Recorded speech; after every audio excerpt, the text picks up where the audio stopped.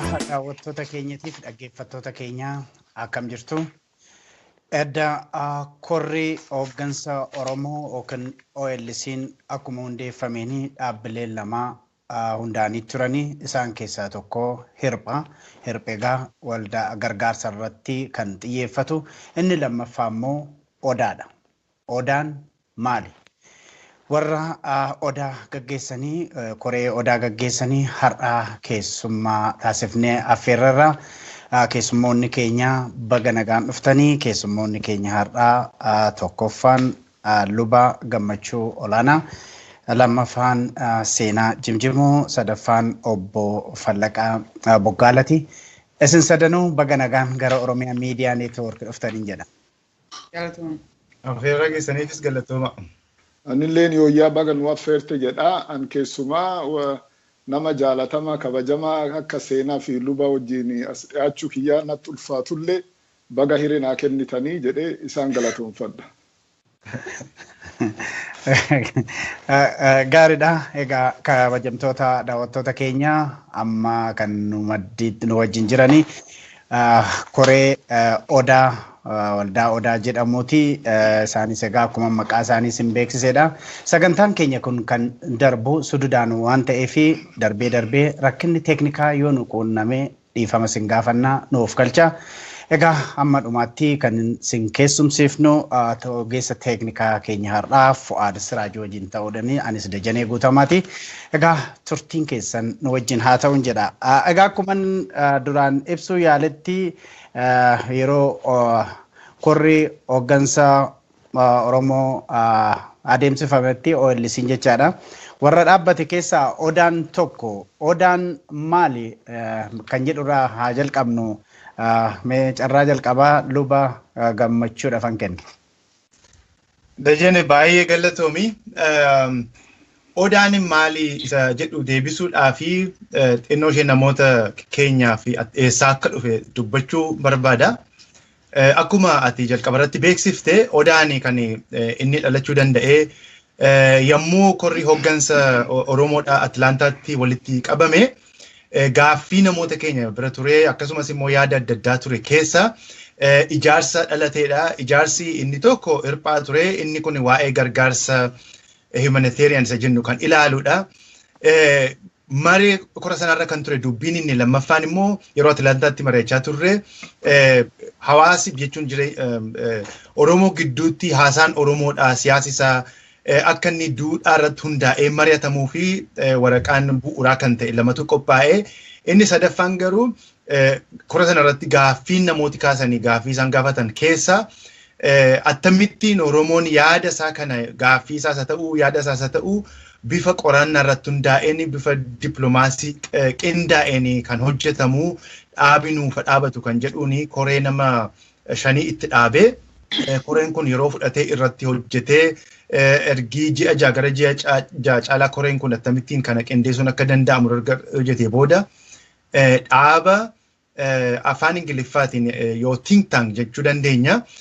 Dhaaba yookaan afaan Ingiliffaatiin isa Organized Diplomatic and Advocacy Action in the Horn of Africa yookaan immoo ijaarsa dippiloomaasii fi falma mirga namaa kan gaanfa Afrikaa kan jedhu kana kora isaa isa lammaffaa DC irratti kora kana dhaabee kora kana immoo boordii itti dhaabee boordii nama 9 qabna. Booddee keenya nuti waan isaan nutti kennan dubbachuuf as baane booddee keenya kan jiranii kora nama 9 namoota ciccimoo dandeettii qabanii boordiin kuni ijaarsa kana kan ijaaredha. Ijaarsi kun kan inni irratti qindaa'ee jiru hojiinsa inni guddaani think tankidha jechuun hayyoota yookaan immoo namoota dandeettii fi muuxannoo qaban walitti qindeessuudhaani walitti fiduudhaani rakkoo garaagaraa kan uummata Oromoo kana kan biraas ta'uu danda'a rakkoo garaagaraa kan keessatti falatti waliijiniin falatti barbaadaniis akeekni guddaan Oromoos humneessuu danda'anidha. Inni kun immoo sadarkaa lamatti ta'a. Tokkoffaa qorannaadha. Qorannaan barbaachisaadha. Haalli nuti amma keessa jirru gaaffiin garaagaraa gaafa ka'anii qorannaa irratti waan hundoofne rakkina guddaadha. fakkeenya gabaabaa dubbachuu nan danda'a. Fakkeenyaaf amma biyya keenya keessatti rakkina gurguddaa jira. Rakkina inni guddaan tokko mirgi namaa baay'ee miidhama. Lafi namarraa fudhatama. Isa kana gadi baanee dubbanna. Si'a baay'ee gaafa gadi baanee dubbannu isa kana kan hutubanii qorannaa irratti kan hundaa'e kan nama keenya biraa dhufuu hin qabnu. Inni kun rakkina guddaa ture. Kan nama biraarra argannu dhaabbanne haasofna. Amma yeroo kanatti garuu Oromoon kan inni akeekkatee jiru ofiidhuma isaatii ijaaramee ofiidhuma isaatii haala kana qoratee gadi ba'ee qindeessuudhaanii qorannaa garaagaraa ga'a gochuudhaanii kan irra dhaabbatanii dubbatanii tarsiimoo garaagaraa kan irratti qindeessanii uummachuu barbaada. Isa kanaadha kan inni hojjetu. Inni lammaffaan immoo waa'ee hariirooti. Dippiloomaasiin waa'ee hariirooti. Hariiroon nuti walii wajjiniin wal keessatti qabaannu, biyyoota ollaa wajjiniin qabaannu, namoota humnoota garaagaraa wajjiniin qabaannu bifa qindaa'een, bifa utubameen, bifa ogummaa baraarratti ijaarameen akka inni ta'u walumaa galatti daaqaa dippiloomaasii Oromoodhaa humneessuu fi ol kaasuu ijaaruu kunuunsuu kan akeekkateedha dhaabi kun. Gaariidha luba gammachuu olaanaa gaa koree ciccimtoo koree namoota ciccimoo of keessaa qabu jettanii egaa ciccimna isaa kana gara boodatti hanga ammaatti maal hojjete kan jedhu kaafnee kan ilaallu ta'a. Kanarratti warri kaan waan dabalan yoo jiraachuu baate gaafii lammaffaattan ce'a obbo Fallaqa Boggaalaatii fi egaa amma tokko luba gammachuun irraa tuttuquu yaalaniiru. Mee odaan kuni maaliif hundaa'e yookiin maaliif dhaabbate kan jedhu sirriitti xinnoo ishimeetti dabalaatii nu ibsa. Galatoomi luba gammachuun already tuttuqee jira. Akkuma nama beekutti waggaa 4-5 darban kana rakkina hedduutu Oromoo irratti ga'uu jira. Keessumaa waan amma deemu jiru kana ni argina. Fakkeenyaaf rakkina nurraa jijjiiruu tuttuqne maqaa misoomaatiin dachiisaa irraa ari'amu. Maqaa master plan magaalaan Oromoo guguddattee habashaa'u ta'u karaa ekonomiitiin karaa poolitikaaniin Oromoo xinneessuu yookaan marginalize godhu karaa environmentii Oromoo balleessu Oromoo foobiyaa yookaan yakka adda addaa Oromoo irratti afarsu karaa ethnic cleansing kana waan amma deemu jiru kana namu ni argina. Maaltu maliisaa maali? Yeroo hedduu waan kana namu wal gaafanna. Namni hedduun ka waan kan irratti walii galuu jiru gara humna yookaan institutional capacity building waan jedhu kanarratti hir'ina guddaa jira. Hir'ina fakkeenyaaf karaa humna waraanaa yoo jiraanne homaa hin qabnu. Kanaafi ammaafillee ofirraa ittisuuf fuulduraafillee Oromoon haa bilisoomtu warra biraa wajjin haa jiraannu akkamitti abbaa biyyummaa keenya akka eegnu humna waraanaa capacity ijaaruun nurra jira jechuudha. Karaa dandeettii siyaasaa hir'ina jira. Karaa qorannoo ragaa irratti hundaa'e yookaan evidence based policy research and policy analysis hir'ina jira. Karaa advocacy diplomacy yoo fudhannee waggaa 2 darban kana tattaaffii gaggaarii godhamuu jira garuu haa ta'u moor jabaachuun nurra jira jechuudha akka rakkinni keenyallee bal'aa waan ta'eef. Karaa biraatiin ammoo networkii Oromoo keessatti illee araalla wajjin illee uumachuu danda'u nurra jira. Kanarra kan ka'e akka reefu luba jedhanitti OLC irratti yaadii kun ka'e. Yaadii kun ka'e warri OLC maalirratti achi gaafas walii galle researchiin yookaan qorannoon ragaa irratti hundaa'e tokko qabsoo Oromoo fuuldura deemsisuu danda'a waan jedhanii amananii fi adaraan kenname waan kana koraa lammaffaa OLC irratti akka propozaaliin achitti akka dhiyaatu godhamee propozaaliin sun Washington irra dhiyaate akkuma reefu jedhamee nu namni 9 filatamne adaraan nu kenname akka dhaaba kan jaarru godhame. Amma nu adaraa keenya guunnee as baane jechuudha. Gabaabatti odaan rakkina Oromoo kan karaa advocacy kan karaa diplomaasiin jiru karaa qorannoon yookaan research evidence based analysis furu akka danda'uuf uumame. Gaariidha gaa. Itti fufaa waan hin fidne jira. An fida lakki yoo namni biraa itti da'u jiraate malee. Namni biraa itti da'u jiraannan carraa sanan kenna. Yookaan gara gaafii itti aanutti darbaa gaa nyuu keessan kana keessatti kan akka yeroo ammaa liyyuu poolisiin uummata keenya irratti sanyii duguggaa fixu kana qorattanii akkas baatanii hojiirra ooluu abdiin qaba. Mee gara seenaa jimjimoottan darbaa seenaagaa dhimmi kun waan wal fakkaatuu fi namoonni nu dhaggeeffatanis akkanatti fakkaatutti yeroo jalqabaatiif kan gadi baatanii ibsa kennaa jirtanii waan dogoggoruu baadhee kanaaf xinnoon ishee hubannoo sirriitti akka argatanii fi waanuma wal fakkaatutti deebina harka caalu. Kanaaf mee kaayyoon intu odaa kuni kaayyoon isaa akkamii maal of keessaa qabaa sana mee mul'iinsaatiif fi kaayyoon isaa mul'iinsaatiif kaayyoon isaa maal inni mee? Okay. Galatoomii Dajanee gaaffii sanii fi kanama fallaqaan jedhutti qoka hedduu barbaadu booda bal'inaan ni naasofnaa odaan maaltu adda ga'ee dhaabbilee jiran keessa dhaabbilee akka ODAAha dhaabbilee adda addaa jiran keessa maal godhuu deemaa itti daana bal'ina irratti kan sanuma irratti dubbachuun barbaade odaan karoorri isaa yookiin pilaaniin yookiin gooliin isaa tokkoffaa akkuma fallaqaan jedhe rakkoo Oromoo magaalaa xiqqoo keessatti baadiyyaa keessatti bakka hedduutti balaa ta'aa jiru kana katabamuutti hin jiru. Akkasumas immoo uummata kara gahaa ta'eeni akka record ta'ee taa'aa hin jiru tokko sani. Lammata ammoo wannummaan katabame kuniyyuu expertii researchii ta'ee sigal information tokko qabaattee asiillee xiqqaa qabaattee jettee akkamitti kanneen walitti fiddee dhugeeffamee dalagaan odaan baasuu danda'u. Oromoo qofa toon ta'in gosawwan biraallee akka mootummaa Ameerikaa akka Human Rights Watch Amnesty International Organization kuwwan iyyuu waraqaa odaan baase akka itti fayyadamuuf. So odaan dalagaan isaa inni tokko guddaa researchiidha wanti guddaa akkuma jarri jettee tintaankiidha researchii katabii wanna jiru kana fiduu irratti.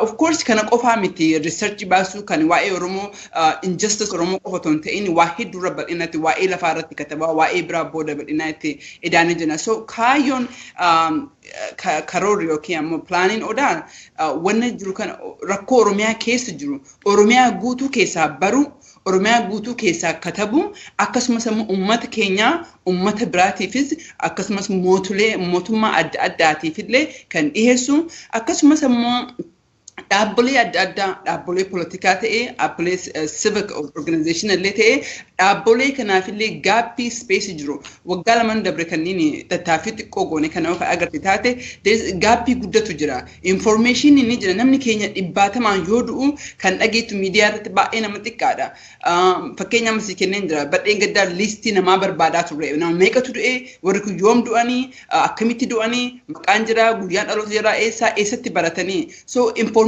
akkanaa track godhu nama hopefully research bakka maraa qabaatee investigate godheetiin kanneen fudhateetiin dhaabbilee bilaatiidhaaf immoo platformii kan ta'u kaayyoon inni guddaa odaa gaappii dhaabbilee adda addaa wajjin jiru kanallee dhiyeessee research based ka ta'e I think salmana fakkaatama. Seenaa mee asirratti fakkeenyaaf dhugaadha. Namni amma miidhame amma du'ee amma da'ee kun wanti sirriitti rikardi ta'e hin jiru jechuun danda'ama. Sanaa ol deemuu hin danda'ama. Garuu mee odaan kan akkamitti biyya alaa jira akkamitti kana rakkoo kana hiikuudhaaf mee wanti inni qophaa'aa jira achumaan ta'uu ibsite.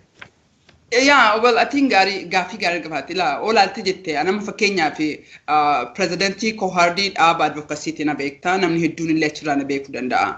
So Kohardii kan godhaan jiran yookiin dhaabbileen Oromoo akka himan ka organization biraa ka advocacy director dalagan hedduutu jira. Dhaabbileen kun martinuu hanqina xiqqoo qaban because information hin jiru bakka irraa argatan information bakka irraa dhufaa jiru hin jiru namni martinuu nutillee tattaafannee ka asii guurree jenna so odaan maal godha sitti fakkaate platformii is an entity kan organization ka akka advocacies ta'e ka akka political party ta'e akkasumas mootummoon adda addaa ka information saalad ta'e ka basic qabu ka verify ta'e kan irraa argatan odaan ka resource ta'e backbone ta'e ka walitti fidu jechuudha. Gaaffii biraatiif ammoo biyya alaa jirtanii biyya keessa akka jirtan saniyyuu kan irratti godhuu barbaannu research based is based on warroota beekumsa qabanii qabaatee katabbiidhaan yeroodhaan waan baasu even guu Oromiyaanuu bilisoomte si galee maaltu ta'aa jira Oromiyaa keessatti maaltu hanga ta'e kan research ka godhee waan adda addaarraa yerootti ka baasu danda'u odaan sanii.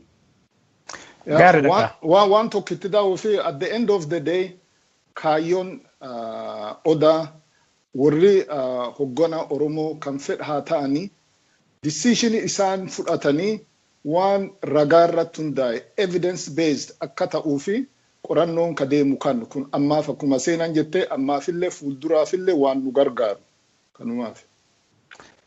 Gaariidhamee egaa hundumti keessattuu mul'ataa fi kaayyoo keessanii karoorri kana yaada akka isin hundumtuu irratti kennitaniif gara luba gammachuutan darbaa. Mee odaan egaa karoorriif kaayyoon isaa maali gara jettanii fudhattu isinis gama keessaniin? Wanta tokko hubachuun irra jira. Odaani tokkoffaa dhaaba siyaasaas miti. Dhaaba siyaasaa tokko utubuudhaafis kan dhaabbate miti. Garuu dantaa Oromoodhaa waliigalatti dantaa Oromoodhaa karaa dippiloomaasiis akkasumas immoo karaa advocacy yookaan falma garaagaraa kana bifa qindaa'een hubannaa ammayyaa irratti kan ijaarame dhimma Oromoo kana qorachuu, tiksuu, kunuunsuu fi babal'isuudha. Akkaataa inni Oromoon dhimma isaa kana irratti ofiisaatis tikfatu dhiibbaas uumuu akka danda'u. Amma uummati keenya gara kanatti adeemaa jira wanta ta'eef akeekisaa isa kana utubuudha. Kanaaf think tank yommuu jennu akeekisaa dhaaba qorannaatii kan jedhameef amma seenaan kaafteetti sochii ta'aa turan keessaa wanti danqaan ture amma fakkeenyaaf advocacy garaagaraa dhimma garaagaraa bagaa godhanii isaanuma gidduutti qindaa'uminuma ga'aa yookaan immoo informationii garaagaraa argachuu fi danqaa ture. Kanaaf second hand information irratti hirkatanii hojjetu si'a baay'ee. Oromoon garuu yoo of ijaaree yoo dhaaba kana qabaate namooti dandeettii muuxannootii fi shaakala isaa qabanii informationii kana bifa addaatiin qindeessanii dhaabota kana hundumaa utubuu akka isaan danda'anidha. Inni lammaffaan immoo waa'ee dippiloomaasii. Si'a baay'ee nuti ofii keenya irratti hirkannaa garuu hariiroo keenya wanti yeroo hundumaa daggatamu biyya lafaa kana keessa gaafa jiraannu biyyooti hundumtuu kan isaan dhiibbaa walirratti uumanii intirestii isaanis kan itti eeganii dippiloomaasiidha. Dippiloomaasii kana kan inni ittiin hojjetamu bifa adda addaa qaba. Isa kanallee bifa inni ittiin ol ka'uun uumuudha. Inni kun immoo kan inni irratti hundaa'u dursinee qorannaan ta'ee qorannaa sana keessatti tarsiimoon garaagaraa qindaa'ee namooti dandeettii isaaf hubannaa isaa qabanii walitti dhufanii kan gochuu danda'anidha. Maalidha kan akeekame kanatti piraaktikaalii kanatti na gaafatte isa kana keessatti inni jalqabaa waa'ee isamma asii keessatti haasa'u knowledge based kan ta'e kan namooti fuudhanii dhimma itti bu'uu danda'an. Fakkeenyaaf warri advocacy hojjetan kan dhufan itti bu'uu danda'an, warri community organizationii geggeessan, warri dhaaba siyaasaa geggeessanii kan isaan itti dhimma bu'uu danda'anii qopheessuu fi danda'u irra jira. Akeekisaa inni tokko kanaadha. Dhaabota siyaasaa Oromoollee jajjabeessuu danda'a. Dhaabota siyaasaa Oromoo yommuu jedhu daangaa hin qabu. Oromoo kan bakka bu'an hundumtu wanta odaan qopheessu isaan kan tajaajiluu danda'udha. Isaan isa fuudhanii kan dhimma itti ba'uu danda'anii, poolisii isaanii kan qopheeffachuu danda'anii, waan garaagaraa kan gochuu ittiin danda'an. Sadarkaa kanatti kan qophaa'uu danda'udha. Akkasumas immoo dhimma Oromoo ilaalee, dantaa Oromoo ilaalee, dhimma gaanfa Afrikaa keessa jiru kan Oromoo irrayyuu kan darbu isaan kanaaf kan ta'anii waan garaagaraa kan qopheessu. Inni kun immoo warri biyya sana keessatti hojjechuu barbaadanii hariiroo garaagaraa uumuu barbaadanii isaan kun kan isaan dhimma itti ba'an haala akkasii mijeessuuf kan dhaabbateedha. Amma fakkeenyuma gabaabsuudhaa fi rakkinni amma biyya keenyatti dhalataa jiru kuni waa'een daangaa irratti dhalataa jiru wanti haalli uumamaa jiru kuni gara inni itti adeemaa jiru gara gaarii miti. Gara baay'ee fokkisa. Saba keenyaaf danqaadha. Biyya sanaaf rakkina guddaadha. Isa kanaaf illee odaan waa jechuuf adeema. Qorannaa isaanii irratti hundaa'anii yaada isaanii irratti hundaa'anii kan nama hundumaaf dhimma baasu waa dubbachuudhaaf adeema, yaadas kennuuf adeema, gorsas kennuuf adeema. Isa kana yeroon isaa gaafa ga'u warri dhimma isaa ilaalu akka isaan irratti hojjechaa jiran beekaa yommuu yeroon isaa ga'u akka isaan kana nuuf hiran nama. Gaariidha gaasiis gara feesbuukii laayiviidha kan dabarsaa jirru kabajamtoota daawwattoota keenya yaadas kennaa jiru gaafis kan gaggaafatan jiru. Otoon gara obbo Fallaqaatti hin darbini nama tokkotu seenaadhaanii fakkeenyaaf kan riisarchii irratti gootan keessaa liistiin har'a nutti himtu jira kan jedhu kaasanii tarii waan jiraate fakkeenyaaf kaasanii turan obbo Fallaqaas haa ta'u luba gammachuuni kan akka laand giraab yookiin lafa saamuu kan akkana kaasanii turani. Mee wanti irratti xiyyeeffattanii yeroo jalqabaatiif wanti lafa keewwattan qabxiiwwan jiru kan jedhudha si kan gaafatanii seenaa. Yaa qabxiiwwan ni jiru. Qabxiin adda addaa fakkeenyaaf waa'ee even ethnic cleansing amma boorder irratti kan deemaa jiru, waa'ee lafaa kan haqamaa jiru, waa'ee mirga namaa, waa'ee namoota keenya kan du'aa jiru, akkasumas immoo organizationuma kaawwan keessatti akka amma duratti lubni jedhan si galee there is disconnect. Rakkoo Oromoo hedduu jiruu fi communication Oromoo ala hedduu jiru disconnect ta'ee jira. Sabni biraa kan qunnamuu barbaadu, kan qarqaaruu barbaadu, dhaabbanni biraa eenyuun akka qunnamuyyuu hin beeku. Politikaan paarii alatti si galee warri kun ammoo fooqa ammoo Human Rights Watch Amnesty olaatee jettee riippoortii godhuu barbaadan bakka maraa nama hin qaban, daataa hin qaban, even wagguma daataa keenyallee verify godhuu barbaadanii bakki odaan wagguu jiraate eenyu akka qunnamuun jira. So kanneen irratti fookasii ta'eetiin just fakkeenyaaf economics galee waa'ee economii irraallee waa'ee kana irraallee itti yaadu jira. Obviously akkuma beektu odaan haaraya ji'a 5 dura karoorfamee research irratti akkamitti akka think tankidha. That's the important thing kan dubbachuu barbaannu. Odaan kan research ta'e kan har'a argiteeti har'a baheetiin har'a bilisummaa Oromoo fiduu miti. Kaayyoon odaa Oromoo bisaamti. Kaayyoon odaa rakkoo Oromoo keessa jiru qabatama gara ta'eeni argamuu kan danda'u itti verify kan ta'uu danda'uun saba biraatiif illee kan ta'u qabxiileen kan ammas hin jedhame. Gaarii dhagaa warri gaafatanii deebi'ee qoobsa akka argatan nan abdadhaa yoo immoo ta'uu baatee deebi'anii nu gaafatu yeroo sana sittan deebi'a seenaa. Egaa kabajamtoota daawwattoota keenya yeroo ammaa kana mari'ataa kan jirru warra yeroo OLC yookiin inni hooggansi korri hooggansa Oromoo Atlaantaatti adeemsifamee koree dhaabbate keessaa tokko odaadha. Warra odaa gaggeessaa jiru wajjiniin kan marii godhaa jirru sagantaan keenya sududaan kan darbaa jiru. Ammas itti fufneeti obbo Fallaqa taafiin gaafii qaba. Hojii keessan egaa isaan jalqabdan kana bakkaan ga'uuf karoorri yookiin tarsiimoon akkamiitiin deemtume? Amma gaafii amma gaafatame kanallee karoora keenya bakkaan ga'uu fi tooftaa adda addaa laf keewwannee jirra. Fakkeenyaa fi intellectual independence waan jedhanii jira. Kun maalidhaa? Dhaaba walaba ta'e dhaabbannee waan ragaa irratti hundaa'e qofa qoratee kan dhiyeessu jechuudha. Fakkeenyaa fi dhaabota kan Oromoo haa ta'u, kan warra biraa haa ta'u adda addaanii relationship yookaan affiliation qabnu hunduma ifa baasudha. Ittaansee kan faranjii perception waan jettu kana ilaalchi namii dhaaba keenyaaf qabu maal jennee of gaafachuun nurra jira. Kun maalidhaa? Yeroo hedduu dhaabii tokko tokko akka marxistii ilaalamaa, akka leeninistii ilaalamaa, akka konservaatiif liberaalitti ilaalama. Nu ammoo waan Oromummaatti hundoofnee waan ragaa ta'e qorannee akka dhiyeessinuuf. Kabira ammoo communication strategy.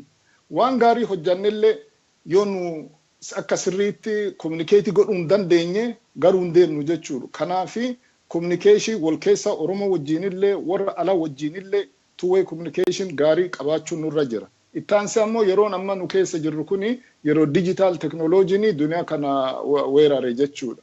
Nulleeni the use of new communication technology itti fayyadamuu danda'uun nurra jira. Networking strategy qabaachuun nurra jira. Kun maali?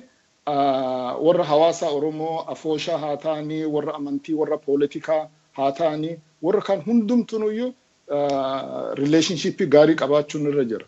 Warra dhaaba think tankii kabiraa ka alagaa kan fakkaata wajjinillee hojjechuun nurra jira. Kun maaliif nu gargaara? Nu waan hojjannee isaaniif ergifnaa, waan isaanii hojjetan isaanirra liqeeffanna. We don't have to reinvent the wheel all the time. So waan daddalagame tokko repackage goonee dhiyeessuun danda'ama jechuudha. Karaa biraatiin ammoo capacity building.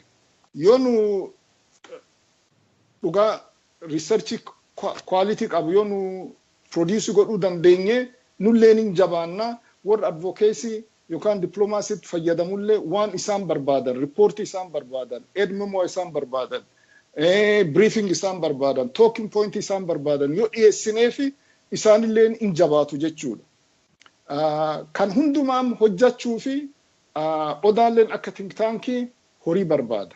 Horiin kun akkamitti akka itti argatamu strategy illee laf qabaachuun nurra jira jechuudha. Yoo kan taane capacity and sustainability strategy waan jedhanii laf keewwachuun nurra jira. Yoo kan ta'e qofa in the short term, mid term, long term karoora keenya irratti hojjechuutu irra jira. Kanaafuu waan kana xumuruuf yookaan gabaabsuu fi strategy yookaan tarsiimoo jaalafa qabna. Tokko dhaaba walaba ta'e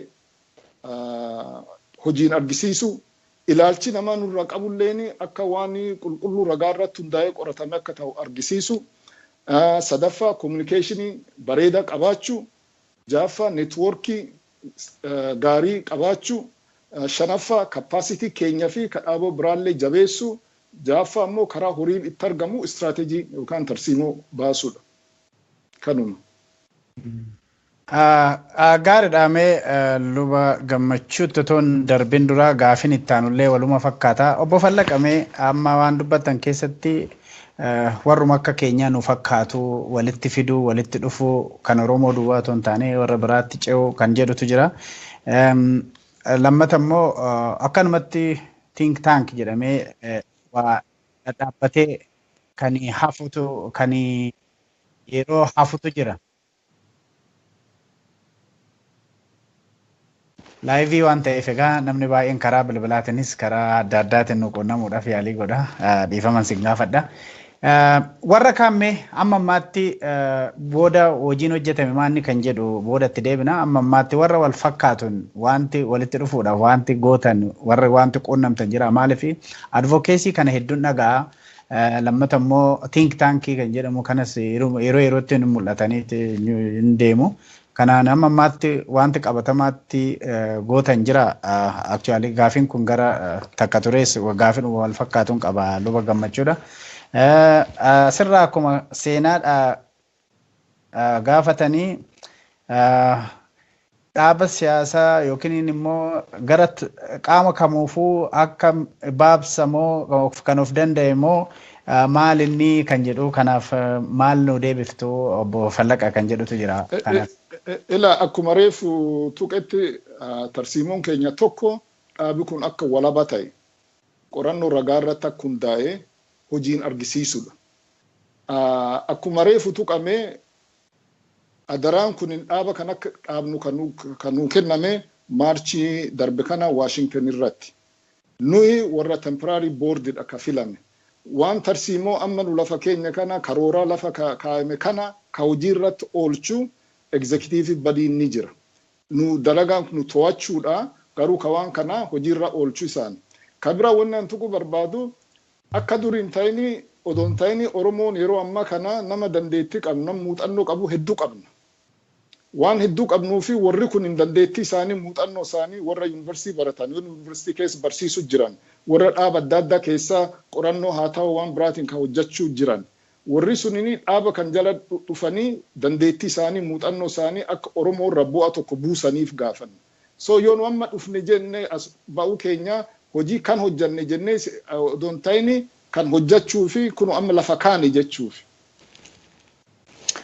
Okay, haa ta'u gaariidha. Mee gaafin wal fakkaatu kun egaa yeroo jalqabaa waan ta'eef kan hojjettanii eessan baatanii achiin baatanii jechuudha fi reefuu sinuureef jalqabdani gaafii baay'ee isinitti hin baay'isu garuu mee luba gammachuu olaanaa eenyu odaa kana egaa milkeessuudhaaf hojii isaa kana milkeessuudhaaf fi namoota yookiin dhaabbilee adda addaa wajjin walitti fiddanii hojii akkamii hojjechuudhaaf karoorri isin qabdan? Waan tokkoon jechuu barbaada isa sila duratti ka'ee ture maalidha maaluma odaamti kun maaliif maal hojjechuu barbaada duwwaa yoo tun ta'ini isa amma haala amma keessa jirru wajjiniin walitti fidee waa tokko dubbachuu barbaada. Gaafa Afrikaa keessatti sabi Oromoo saba guddaadha. qabeenyaan saba guddaadha. Waan baay'eedhaan saba guddaadha. Garuu yeroo teenya ilaallu saba guddaa kanatu akka saba xiqqootti deddeebi'aa jira. Akka saba xiqqoottis immoo miidhaa irra ga'aa jira. Isa kana geeddaruu kan danda'u sabuma kana duwwaadha. Sabi kun immoo kan inni geeddaruu danda'u wanta gurguddaa baay'ee lakkaa'uun irra hin jiraatu. Tokkoffaa hariiroodhuma inni uumuun hariiroonni warra aangoo qabanii warra ollaa saboota ollaa jiranii akkaataan itti of dhiyeessuudha. Sabooti warri kaan Oromoo kan isaan waan adda addaatti sodaatanii guddina isaa sodaatu yookaan immoo wanta adda addaatti kan jiru. Warri kaan immoo fedha adda addaa qabu. Isa kana hundumaa Oromoon galagashuu danda'a. Kan inni galagashuu danda'u gaarummaa ofii isaatiifis naannoo gaanfa Afrikaa keessattis biyya lafaafis. Isa kana kan gochuu danda'u garuu sadarkaa lamatti tokkoffaa fact based kan ta'e waan qorannaa adda addaa qopheessuun saba Oromoo humneessuun ijaarsa Oromoo humneessuun isa kana hundumaa gochuu danda'uudhaan. Inni lammaffaan murteessaan garuu waa'ee dippiloomaasiiti. Dippiloomaasii jechuun hariiroo inni uumuudha. Biyya kanatti beekna nuti amma walii wajjin gaafa namni haasa'u impireeshiniin walirratti qabaatu hariiroonni wal nama wajjin uumu firanni horatu fira sanas qabachuu danda'u isaatiin waan hundumaa geeddaruu hin danda'ama. Gara sanatti adeemutu nurra jira. Amma dhalooti haaraan kuni dhaloota haaraadhaa humna haaraa qabaa yaada haaraa qabaa akeekii dhaaba kanaa isaan kana humneessuudha. Isaan kanatu fuudhee geggeessas wanta isaa akka kanatti hubachuutu nurra jira. Maal godha isa jedhuufi dubbachaa turree yeroo darban keessatti kan inni hojjechaa ture dhaaba kana gadi ijaaruu turu. Dhaaba kana karaa qajeelaa ta'e beektotatti dabalamee ijaaranii qophaa'anii amma kanas ba'amee fi dhaabi kun qophaa'eera hojii jalqabuuf jedha. Hojii akkamittiin jalqaba isa jedhu immoo yeroo muraasa gidduutti battala muraasa gidduutti keessuma haala amma biyya sana keessatti ta'aa jiru ilaalchisee biyyi kun gara kanatti adeemaa jira. Rakkinni kun kanatu dhufaa jira. Isa kanaa fi biyyooti dantaa biyya sanarraa qaban sabooti biyya sanarraa dantaa qaban bifa garaa garaatiin kan jiranii sammuu isaaniitti deebi'anii qalbii isaaniitti deebi'anii wanta haala achi keessatti jiru kanaa akka isaan itti yaadanii akeekkachiisa kan kennu yaadas kan kennu kan qophaa'e yeroo muraasatti kan isaan as ba'an isa kana isaaniif dubbachuu hin danda'u warra qorannaa sana godhetu dubbata wanta ta'e hojjechuu jalqabee jira jechuudhaaf hin jiru gabaabaadhumatti hojjechuu jalqabee jira. Inni lammaffaan karoora adda addaa waa'ee haala siyaasaas haa ta'u haala dinagdees haa ta'u buqqa'iinsa lafarraas haa ta'u mirga namaas haa ta'u isa kana ilaalee qorannaadhaan as ba'uudhaaf jira. Battala kanatti qorannaan kun harka keessan keessa jiraattee na gaafatte dhaabi kun reefuu kana hundumaa qopheessuudhaaf as ba'aa jira. Kanaaf akka kanatti si deebisuu barbaada. Luba gammachuu ammas deddeebisaniiti kara keessatiin faanatti barreessu yeroo dhaaba jedhamu gaa yeroo baay'ee dhaaba siyaasatti kan barame silas obbo Fallaqaadha kaasin ture amma dhaaba biraa dhaabdumoo dhaaba siyaasa think tank idda ta'e warra hundumaa fi dhaaba siyaasaa irraa isaa ta'u kan biraa irraa ammam walabaa kan jedhu deddeebi'ee meenatti meer kana Daraja harka baafnee kan namoo akka goona. Kan tuquun danda'areef waan tuqeef. Ayyee. Maal seetaa tarsiimoon lafa keewwanne tokko dhaabi kun dhaaba walabaa akka ta'e qorannoo ka hundaa'ee evidence based akka ta'e hojiin argisiisudha. Kun waan poolitikaa miti waan siyaasaa miti. Ammallee haa ta'u fuulduraafillee haa ta'u fakkeenyaaf. Oromoon haa bilisoomtu jennu Oromoon kunuyyuu akkamitti of bulchuuf deemti siistemii akkamii qabdi mangistii akkamii qabaachuun deemti eenyu kan qoratee dhiyeessu achi geenya akka South Sudan akka walitti deebinuuf moo akka Itoophiyaa akka taanuuf moo akka Eertiraa akka taanuuf moo kunin ammuma jalqabee qoratame argitee nami walii galee as akka deemnu kan beekuun nurra jira so waan tokko hubachuun nurra jira. Dhaabii think tankii kunini bu'aan isaa waan nu bor arginuu miti. It's a long term. It's a long term waan ta'eefi kan nami hundinuu hubatee obsaanii akka nu wajjin dhaabbatanii gaafanna. Gaariidha ammas. Kanatti waa dabalaafi isa dhaaba siyaasaa itti si'a baay'ee gaafa dhaabnu yeroo baay'ee dhaaba siyaasaa waayyaannuu fi hidhannaa dhaaba siyaasaa dhiyaanna wanta ta'eef inni kun naagala. Ilaa dhaaba kana kan dhaabee guumii warra uummatatu wal ga'ee dhaabe dhaabota siyaasaa miti kan dhaabe dhaaba kana. Ownershipiin kanaasi kan uummataati. Dantaa Oromoorraa kan ijaaramedha. Oromoo yommuu jedhu national interest Oromoo irratti kan ijaaramedha. Dhaabota siyaasaa immoo achi keessa jiru. Dhaabota siyaasaa adda addaa jiran kanaa wajjiniin hojjechuun dirqama isaati. Itti gaafatamas qaba. Isaaniin iyyuu gargaaruu barbaada. Wanta isaan hojjetanii karoora isaan baafatan keessatti wanta isaan barbaachisu sagantaa siyaasaa isaaniis ta'uu danda'a. Qorannaa adda addaas ta'uu danda'a. Isaaniin iyyuu gargaaruu barbaada. Isaanii wanta inni hojjetu kana hamma barbaadan fudhatanii hamma isaanii wajjiniin deemu fudhatanii irratti hojjechuu danda'u jechuudha. Inni kun egaa dhaaba tokko lama sadiitu hin ta'in dhaabota siyaasaa hundumaa jechuudha. Kanaaf gar tokkotti hidhamee hin jiru. Uummata Oromoo irraa walaba miti. Dhaabota dantaa uummata Oromoo irraa walaba miti. Dhaabota siyaasaa dhiibbaa isaanii irraa gar tokkotti xiyyeeffachuu isaanii irraa isarraa walaba ta'etu hojjeta. Yoo kanan godhu ta'ee hojii hojjechuu hin danda'u. Isaan gadi jabeessee dubbachuu barbaada. Galatoomuu danda'u. Gaariidha. Seenaa harka baasuu laa jette kanarratti waan dabaltu jira moo gaafii ittaan ce'a? Well, actually, eega maqaa kan jedhamte wanni jechuu barbaadee jedhe. No akka harka baasnee illee kan eeggachuu dandeenya. Garuu wanni tokko jiru kan beeku uummata Oromoo namni keenya wal amanuun cabee jira. That is a source of biyya keenya.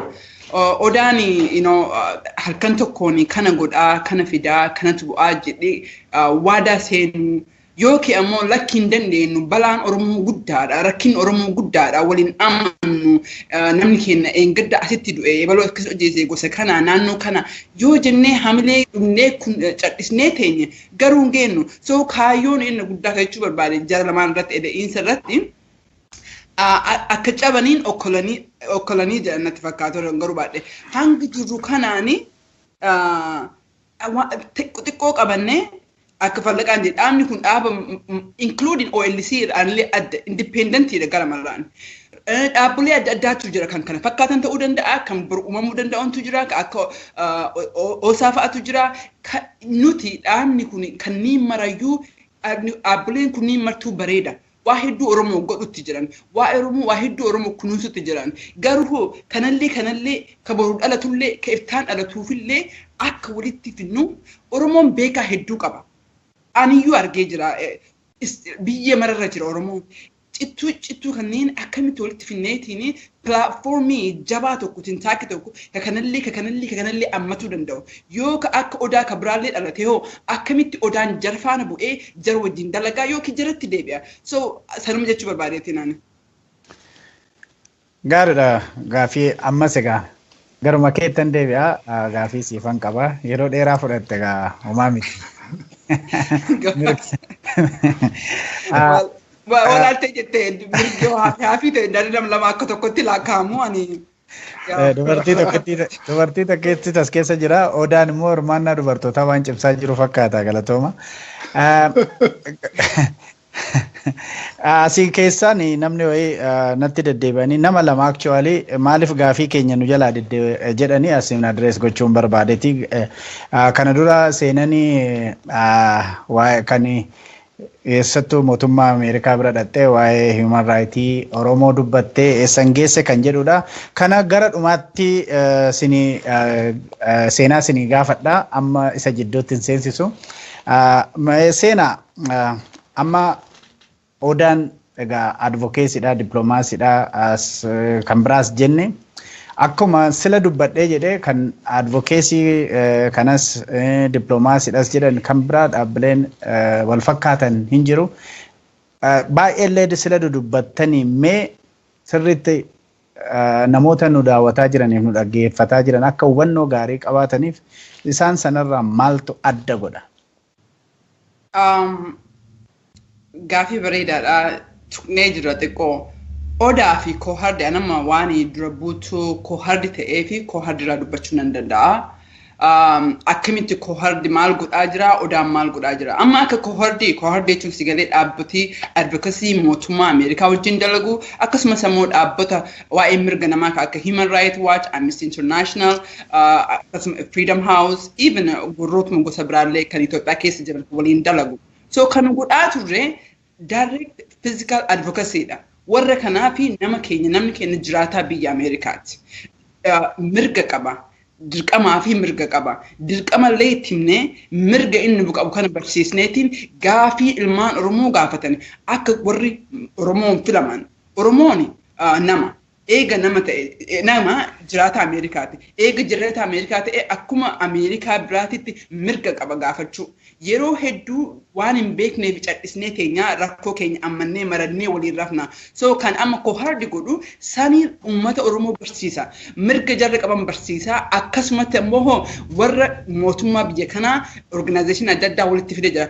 ODAAha maal godha? Yeroo dheeraa fi koo hardi kan rakkannee jennee resource information hin qabnu. Daataan kun bakka irraa dhufu waa sadiitu jira.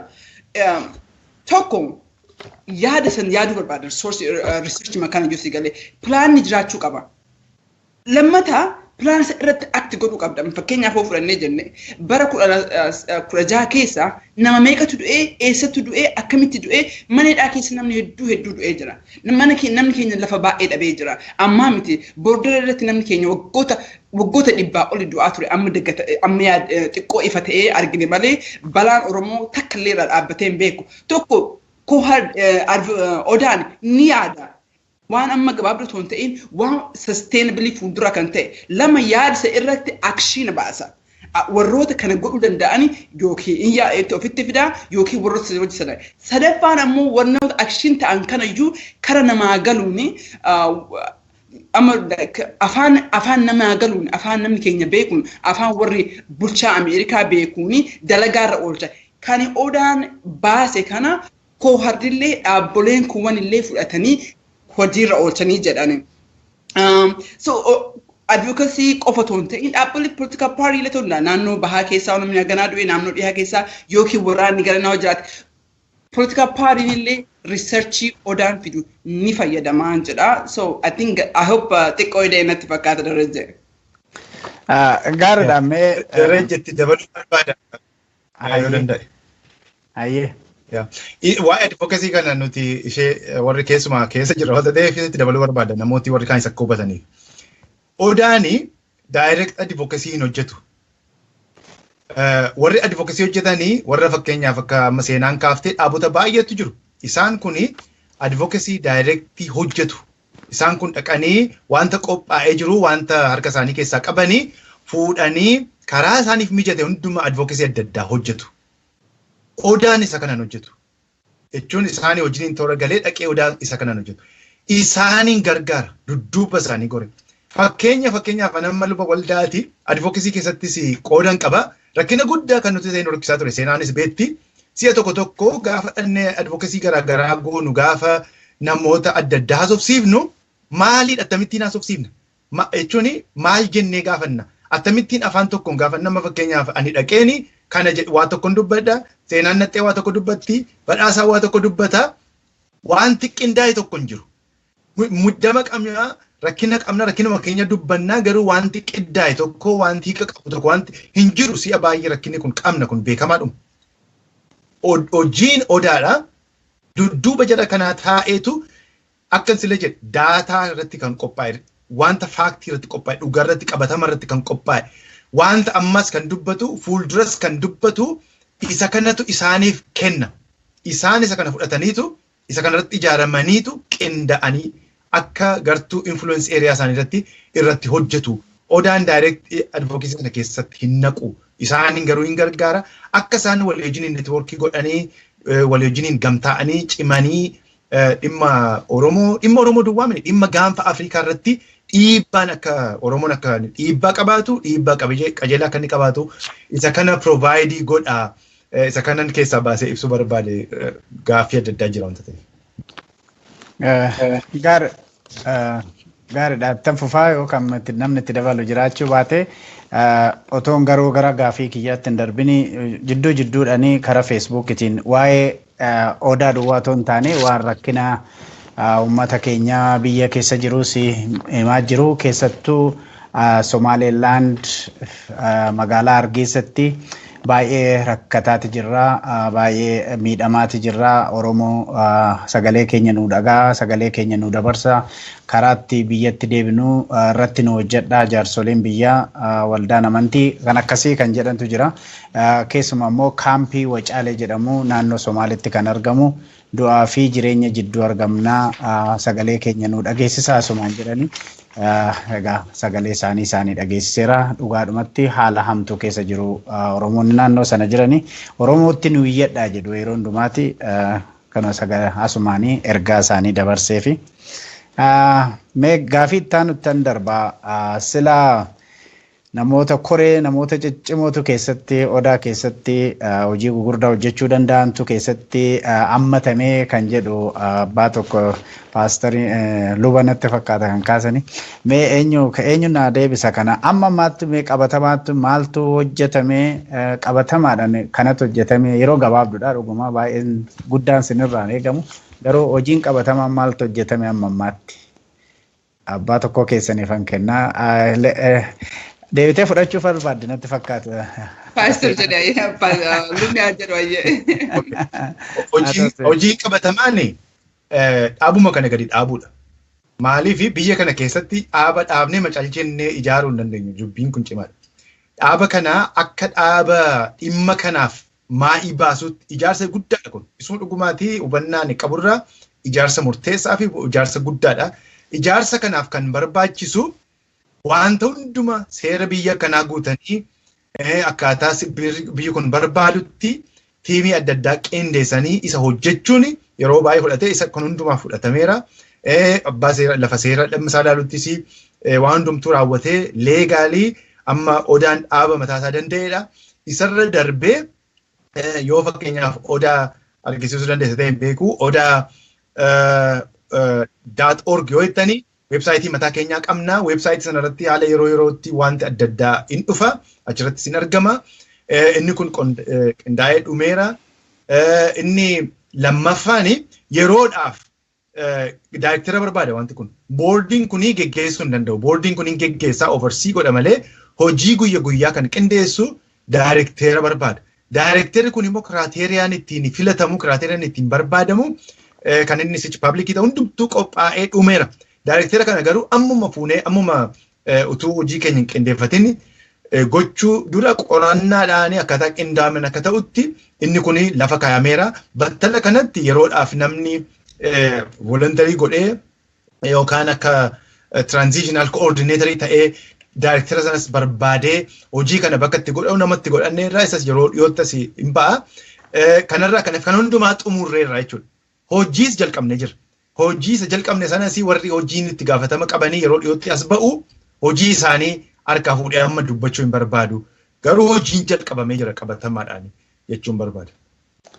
Gaarii dhagaa dhugaadhumatti amma nama kana hojjetaa jirra jechuun waa tokko agarsiisuudhaa fi dhiyoo kana gadi dhaabbattanii yeroo gabaabduu kana keessatti wanti guddaan waan namarraayis akka hin eegamne beekamaadha.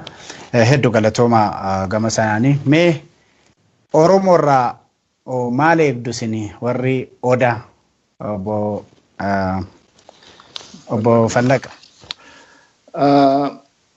Nu Oromoorraa waan hedduutu nurra eegama. Amma gaafii ati sii dhufe ka warra Hargeysaa kana rakkina isaan keessa jiranii Oromoon nu iyyadha jedhu.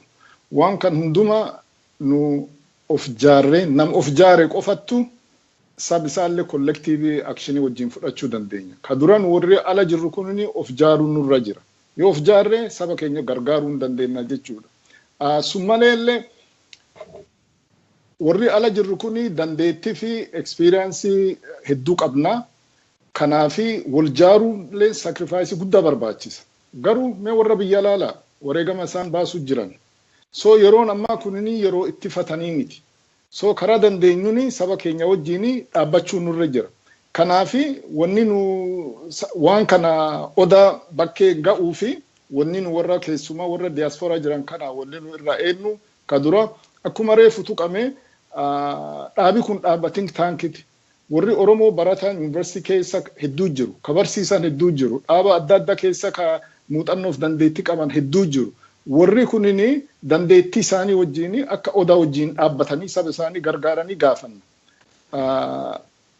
Ittaansi ammoo odaalleen karaa hawaasatiin haa ta'u, karaa afooshaatiin haa ta'u, karaa amantii, karaa pooletikaalleen haa ta'u, karaa sooshaal miidiyaa waan akkana yuuzii godhanii odaa promootii akka godhan barbaanna. Ittaansi ammoo odaan hojii isaa bakkaan ga'uu fi horii barbaachisa. Reefullee tuqnee jirra. Keessumaa warri diyaasporaa kunini karaa horiitiin akka gargaarsan wajjin dhaabbatan gaafanna. Keessumaa yeroo ammaa kana bakka adda addaan because institutionii waan hedduu amma jaaruutti irra jirra. Karaa poolitikaa haa ta'u, karaa amantii haa ta'u, karaa capacity building adda addaa haa ta'u, waan amma jaaruun nurra jirruu fi waan hedduu nurra eegama nullee odoo infatanii warra kan hundumaa wajjin dhaabbachuu nurra jira. Gabaabatti waan sadii Oromoo ala jiran kana warra diyaasporaa irraa eenna. Tokko hayyuu waan ta'anii fi dandeettiif muuxannoo isaaniitiin akka saba isaan wajjin dhaabbatan. Lammaffaa karaa kominikeeshinii adda addaatiin akka odaa promootii godhan. Sadaffaa karaa horiitiin akka wajjin dhaabbatan. This could be through membership, through fundraising, through donation ta'uu ni danda'a, ni mala. So kanaafi waan sadeen kanaanii akka odaa wajjin dhaabbatanii affeera yookaan irra eegna jechuudha. Gaariidha. Egaa gaaffii isinitti baay'isu sababni isaa akkuma sila haasa'e reefu dhaabdanii reefu sinuu gad dhaabaa jirtu reefu koreen dhaabbatee sosocho'aa jira. Amma gochaa jirtan kunuyyuu waan jalqabbii gaariidhaan jedha. Mee yoo gara Oromoo irraa maal eegu jedhamu sana waan itti dabaltan yoo jiraate achumaan itti dabaltu garuu mee dhuma irratti dhaamsi isin qabdan maal inni seenaa? Dhaamsi nu qabnu akka odaati illee ni jira gaaffii duratti illee deebisuu barbaada akkasi gaafatanii I don't know. Oromon community, Afoshan, political parties, Oromon community, jechuudha. Tokkoffaa, I mean, amma yeroo kana agarree jira. Oromon dalagaa barbaada. Nuti kaayyoon keenanillee, I hope odaan kan nam tokkooti miti kan kooti miti. Dalagaa mul'isaa carraa, I hope Oromon carraa haa kennuufi. Wal amantaan Oromoo hedduu keessa hin jiru nan beekna dalagaadhaan ammoo overtime mul'isa dhaabbileen biraa jiraatanii marayyuu dhaqqabnee communication kenna nuti dorgommii wayitu iyyuu hin jirru eenyuunillee hin dorgomu odaan akkatti jirutti odaan akka har'a jiru jijjiiramuu danda'a baay'inni dhaabaa rakkoo miti Oromoon I think carraa kenneefi haa biratu just dhaaba biraa eda'amee rakkina dhaabaa yookiin dhaaba hojii jedhamu political party miti dhaabni hedduu hin jira kan kee hin jira osaan dhaabni adda addaa hin jira jedhanii osoo hin ta'in gadi bu'aniitiin kan Oromoon dabarsuu barbaada sirratti Oromoon ani maal kennuu danda'a akka Jaanaf Kennedy jedhe si galee waan biyyi ta'edha si goota osoo hin ta'in ati biyya teetii maal goota Oromoon maal godhu qaba beekumsa qaba ru'iin isaa jiraachuudhaani humna qaba. Mallaqa qaba connection network qaba si galee kanniin irraa Oromoo community irraan eegna I don't know kana fidheetiin ka duratti gaafattee jette gaaffii itti deebi'an jedheetiin. Ayyee dhuma irratti carraa sana siifan kenna seenaa amma bifuma wal fakkaatuni luba gammachuu olaanaa mee dhaamsa qabdanii dabarfadha. Ila wanta tokko yommuu asirratti dubbannu namni wanta tokko qabatuun barbaada waa'ee odaadha dhaamsa kun. Of ijaaruutu nurra jira. Utuu of hin ijaariin waa'ee ofii keenyaa geeddaruus hin dandeenyu rakkina gaanfa Afrikaa keessatti sufumaatti dhufuu hin danda'u. Hamma Oromoon hin ijaaraminitti. Ijaara yommuu hin jedhu waa'ee dhaaba siyaasaa miti kan hin haasawu. Ijaarsa hawaasaa kan dantaa Oromoo tiksu kanis immoo fuulduratti akeeku. Yaada kana jalatti ijaaramuun murteessaadha. Dhaabi kuni isa kana gargaaruudhaafitu hundaa'e. Inni lammaffaan waa'ee afaan tokkoon dubbachuu danda'u. Dhaaba siyaasaa adda addaa qabaachuu dandeenya. Ijaarsa garaagaraa keessa jiraachuu dandeenya. Waa'ee biyyoolessaa, waa'ee dantaa Oromoo irratti, waa'ee rakkina gaanfa Afrikaa keessa jiru rakkina Oromoo gaaga irratti afaan tokko qabaachuu danda'utu nurra jiraata. Afaan tokko dubbachuu danda'u nurra jiraata. Isa kana utubuu barbaada. Kanaafi wanti amma yeroo gabaabaa ergii beesi kun ergi asitti of beeksifne booda wanti ta'u warri itti gaafatama isaa qaban kan isaan godhani fakkeenyaa fi position paperii adda addaa memo adda addaa talking pointii adda addaa qopheessaniitu isaan kun bifa adda addaatiin immoo kan dhimma isa kanas immoo mareedhaan qophaa'a.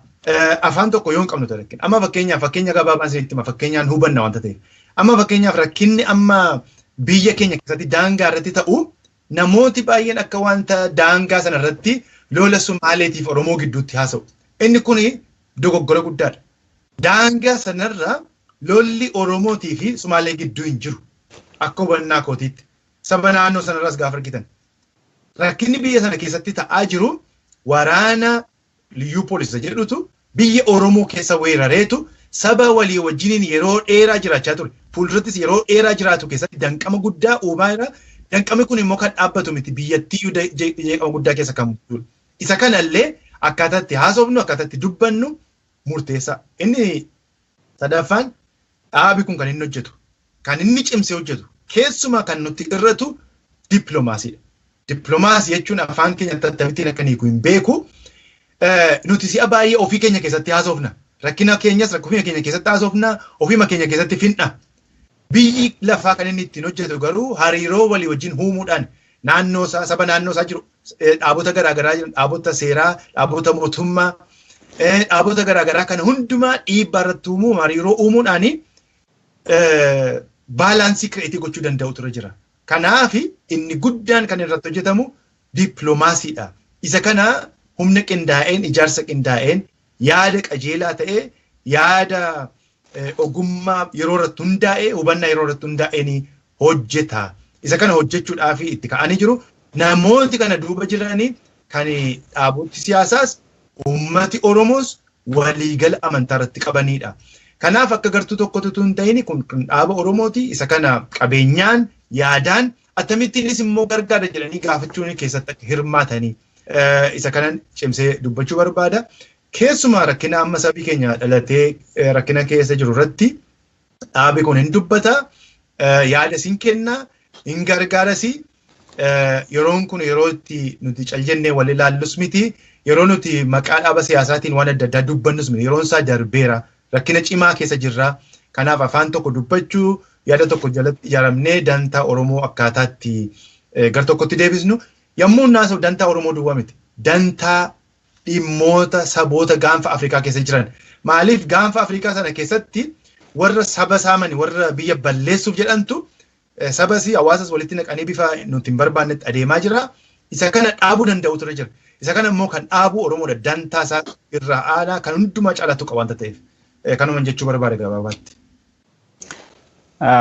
Gaariidha egaa ani gama kiyyaan gaaffii kiyya fixeera hin tuqamne irra utaalamee otoo itti daballee gaariidha kan jettan yoo jiraate carraa isaan sinii kenna sana booda gaaffii daawwataa keenya tokko irraa dhiyaate gabaabsitee seenan deebiftii fi sanaan goolamna garuu sana dura waan tafee jira yoo jettanii carraan sinii kenna. Yeega waan jiru natti hin fakkaatu. Seenaagaa akkuma duraan jenne waa'ee mirga Oromoo laalchisee kan warra biraas laalchisee jechaadha. Waan tokko kana dura dubbataati turte dhimmi sun eessa gahee mee asiin nutti himi jedhanii gabaabadhumatti carraa kanatti fayyadameeti sana nama si gaafateefis warra kaaniifis ibsa. Carraa gaariidha. Definitely nan itti fayyadama. So I guess gaaffii sanii fi amma kalee Senate resolution kalee so wanna kana irra deebi'ee dubbadhee jira. So maybe daawwata haarawatu jira. Resolution tokko biiliin tokkollee si galee dura especially subcommittee qaba. You know even ka biyya keessaallee yoo ta'e foreign or intelligence martinuu committee qaba. So subcommittee kan biyya alaa si galee Afrikaan addatti Asian akkasii so subcommittee dabree amma kalee ammoo full committee dabree amma ka dhufu last step katti vootoo jechuudha. Bardeen gaddaa as gaheetiin hafee jedhee because nama tokkotti black godhe maqaa isaa dha'uu hin dandeenyu. Barana irratti waan gosoonni adda addaa irratti hirmaataa jiraniif there's a good chance to jira. Wanti gaariin tokko sanii kan gara resolution amanaatiin ammoo akkuma beektu innillee gaafa breaking dura 28 July 28 darbee ji'a kana dhumarratti hopefully in the next few weeks votiif hin dhufaa akka jedhu. So carraa kanatti fayyadamee nama keenya kan dhaamee jedhu koominiitoota adda addaa na qunnamu. Warroota wajjin haasofnu hedduun ni jira. Kan wajjin haasofnu illee hedduutu jira. Wajji haasa'u ofiitiin dalaganii Oromoon qabsoo kanarratti durillee irra turanii kan hin dhaamee fi jedhu gochaan jarri godhaa jirtu gochaa namni keenya godhaa jiru mul'ataa jira because yogguu human right yookiin amnesty warroonnumaa resolution kan katabiyyuu dhaqanii dubbatan enthusiasticidha fedhii garsiisanii so dalagaa san itti haafufan. Kabraa kanumarratti hidhatee amma resolution manaa kan jarjarsuuf jennee ka godhaa jirru ijoollee kara 20-25 ijoollee Ameerikaa 10 ijoollee Oromoo kara 10-15 kanneen walitti qabnee ijoollee tana barsiisnee Septembarii 30 haga Oktoobarii 2tti Washington DC deemneetiin senatartootaa fi koongresoota jiraa dubbisu jiranii ijoolleen tun yuunivarsiitii adda addaa haayiskuul adda addaa irraa akkasumas immoo ka warri dubbatullee akka Fairfield University warroota adda addaa irratti hirmaatee jira. So namoonni ijoollee dargaggoo qabdanii haayiskuul barataa jirtanii ODAAhas ta'ee, kohardis ta'ee, dhaabbata bilaallee ta'ee ijoollee teessan hirmaachisuu qabdani. Because ijoolleen tun bulchitoota boruuti. Yoo har'a hirmaattee, yoo har'a irraa barte fedhiin jaraatti uumama. Gaafa carraan boru argamu fedhii har'a barattee kanatu jara akka waa guutu dhiibee jedha. Kanaafiyyuu aan waamichi nama keenyaaf godhee jedhu kanarratti ODAAhas ta'ee, kohardis ta'ee kan dhaabbata biraallee ta'ee ijoollee teessan itti hirmaachisa. Ijoollee haayiskuulii jirtu, ijoollee kolleejii jirtu because jaraa kan biyya bulchuuf deemu nuti amma dulloomuuf deemnaa kanaafiyyuu dhaamsanii dabarsu jira. Resolution gara lachiyyuu final stage irra jira. Gaariidha. Wan balaa boodara keessaa jiru Amnesty International Human Rights Watch report innis kalee gadhiise report sanillee gabaabsineetii qabannee deemutti jira. Information ni jira. Nama beektan dubbisaa akkasumas itti fufaan jedha gaafii yoo qabaatanii nu gaafachuu danda'anii karaa Facebook kennaatiin jedha facebook.com irratti. Keessummoota kiyyaadhaa hedduu galatoomaan jedha. Egaa akkuma namoonni baay'een jedhanii qabsoo tokko milkeessuudhaa fi hojiin dippiloomaasii meeshaa waraanaa guddaa tokko kan jedhanis hin jiru.